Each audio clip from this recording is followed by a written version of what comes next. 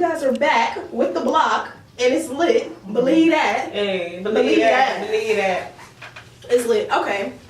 So we have been dropping his name since the beginning of the show, guys. So I know y'all kept hearing us say Dopeboyvon, Dopeboyvon, believe that, believe that. So got something nice for you guys today. We got an interview with the man himself. So Mr. Dopeboyvon, introduce yourself to the people, to our campus. What it do, Georgia Southern? It's your boy DBV, which means Dopeboyvon, traveling all the way from Miami, Florida, from the 305 to the 912. Okay. Well, I like you want to describe your style for the audience, for the good people out there. Okay, good people out there. My style is like more trap music, count music. I got different audiences though, like I make different sounds. I got hip hop, R&B tracks. I got tracks that I'm working with on right now. Like I'm writing for other artists, so They're going at you. What you gonna do? Would you respond? How you think you would handle it? I might respond depending on how I feel. I'll be getting to the paper, I'll be money. I ain't thinking about these people because haters stay out there. Yeah. It don't matter if you up, you down, they gonna hate regardless. So I just okay, if I got some downtime, I might feed into it, but besides that, stay focused. Give them some bars. Okay. So speaking of features, if you could get blessed by one artist to do a feature on your favorite song, who would that artist be? My favorite song, it will be Jeremiah.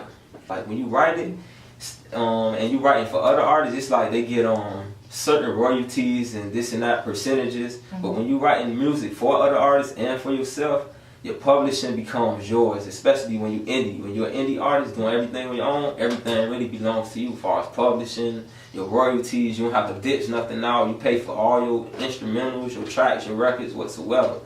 Do you plan to venture on past like rapping, or maybe rapping and ghostwriting, and like you want to become like he is to you, like a producer, own the studio, go into fashion, TV, Okay. Basically, I kind of have my own studio right now. It's just back home in Miami. That studio, that record label I was signed to, PAPERINC Records, that's actually family owned. But what they say, like family and business don't really mix. Yeah. So that's the reason I had to opt out of my contract. I'm just being honest, man. You know how I feel to my family. They know I love them. They got love for me. But I had to create my own lane and stand out, which I did. I stood out. I always hear stories like, "Dang, boy, man, your name always getting brought up about far as in the meetings. Like, man, y'all ain't work as hard as this man. This man on his own. Y'all got all the help, all this in front of y'all, and y'all ain't utilizing it." So I was like, when I go home, of course, my studio time free whatsoever. So, of course, you would want to build your own studio though, so you don't have to go ditch out those extra funds, paying studio time, paying engineers for mixing and master. All that stuff can get very, very costly.